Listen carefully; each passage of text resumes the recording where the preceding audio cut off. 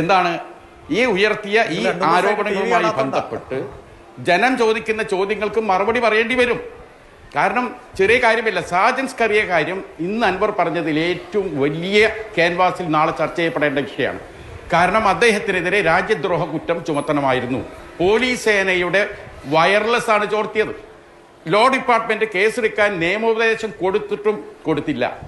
മാത്രമല്ല, അദ്ദേഹം പോലീസിനെ വെട്ടിച്ച് ഇന്ത്യയിലെ ഓരോ സ്ഥലങ്ങളിൽ പോയി. ആ സ്ഥലങ്ങളൊക്കെ അൻവർ ചൂണ്ടിക്കാണിച്ചു കൊടുത്തു പോലീസിന്. പോലീസ് നേരിട്ട് സാജന് വിവരം ചോർത്തി കൊടുത്തു. ഗുരുതരമായ ആരോപണ. ഈ സാജൻ സ്കറിയ അവിടെയാണ് നമ്മൾ പറഞ്ഞു വരുന്നത്. 100 കൊല്ലമായി RSS 100 കൊല്ലം RSS കേരളത്തിൽ പ്രവർത്തിച്ചിട്ടും ഹിന്ദുക്കളെയും ക്രിസ്ത്യാനികളെയും മുസ്ലിങ്ങളെയും തമ്മിൽ വേർതിരിക്കാൻ കഴിഞ്ഞിട്ടില്ല.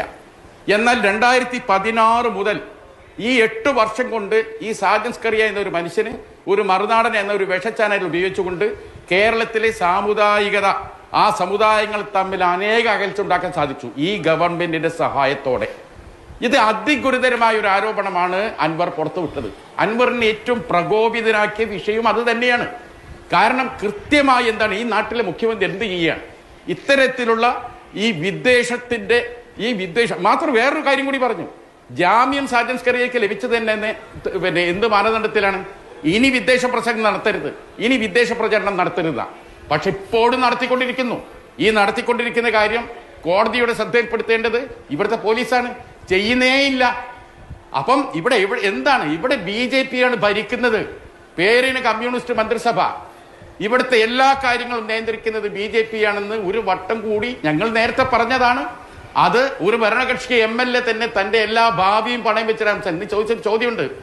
ആ സുജിത് ദാസ് എന്ന വ്യക്തി എന്റെ കാല് പിടിക്കുക, കാല് പിടിച്ചിട്ടാ പറയണ്, എനിക്കെന്താ അവന്റെ കൂടെ കൂടി എന്താ എനിക്കിതേപോലെ ഉണ്ടാക്കിക്കൂടെ?